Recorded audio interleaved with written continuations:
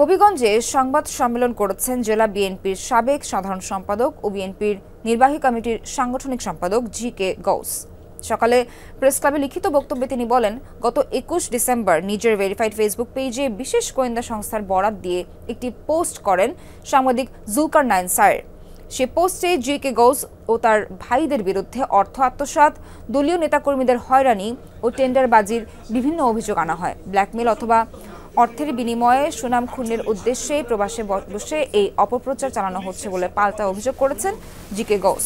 ৪৮ ঘন্টার মধ্যে Facebook post প্রত্যাহার করে ক্ষমা না চাইলে সাংবাদিক জুলকারনাইন স্যার সামির বিরুদ্ধে সাইবার নিরাপত্তা আইনে মামলার হুঁশিয়ারি দিয়েছেন তিনি।